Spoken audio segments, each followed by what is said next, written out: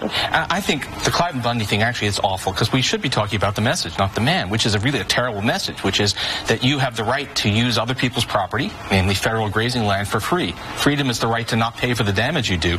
What's wrong? You know, it's really a horrifying thing that he was ever made a hero even before these comments came out. I'm horrified to agree with Paul Krugman. The Weekly Standard 10 days ago said to conservatives, don't praise Clive Bundy. He's breaking the law. He seems to be inciting people even to perhaps use violence against federal law enforcement officials. If you want to change the law, change the law. So, no. So on that we agree. Is there something, what if you were agreeing? No, I know it's bad. It's bad. I'll never hear. Which of us will pay more of a price for this is the question. Probably me. No, the other thing I would say is the deeds matter more than speeches. I do think look, it's bad. Both these people seem to be bigoted and foolish and all that.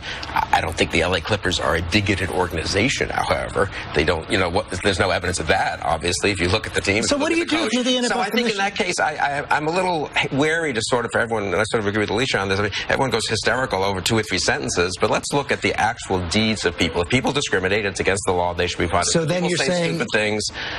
Private organizations can deal with, private businesses can fire people, I suppose, if they say. So then what does the NBA commissioner do? Let's assume for the sake of argument that these comments are right. Does the NBA commissioner and the owners get together and say you can't own our team? I think the owners need to get together. And if first of all, if these statements that are made are his, this guy has also a history that we know of, a history of actions that are actually in line with his language. He's done discriminatory practice in real estate. He's done a whole bunch of things. And he's also getting an award from the NAACP. The owners have a league. The owners have a league that is 90% African American. And a person that basically now is an owner in the league who basically is in contravention of that. I think the owners have to get rid of this guy as owner if this turns out to be true. You know, it's got to be a difficult circumstance if you're the players and the coach, who happen to be primarily black people, to think that the boss thinks like this.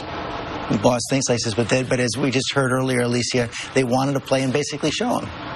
Yes, but apparently they have not if this tape is in fact true. And I think that is sort of the issue, that no matter how much merit you have, no matter how much you bring to the table, that there are still people who feel that you do not belong. And is it scarier for them to be saying it out loud, or is it scarier for them to be saying it behind closed doors? If true, he needs to go. If true, he needs to go. I have a question. That technology, can't we do voice recognition pretty fast? I'm surprised that this hasn't been resolved. He's promised it's going to come real fast, and we'll find out. Actually, we're going to come back and talk more about race, as this week's milestone Supreme Court ruling spelled the end of affirmative action. Is it time for something new? Our scholars are going to take that on.